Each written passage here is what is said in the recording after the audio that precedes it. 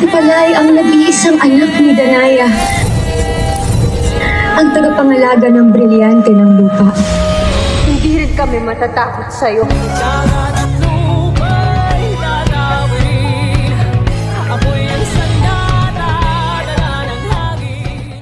Ako pala ay ang nag-iisang anak ni Danaya, ang tagapangalaga ng brilyante ng lupa. Hindi rin kami matatakot sa'yo.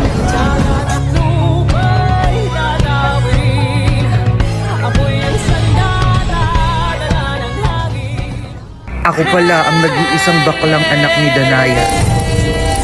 Ang tagapangalaga ng brilyante ng lupa. Hindi rin kami natatakot sa'yo.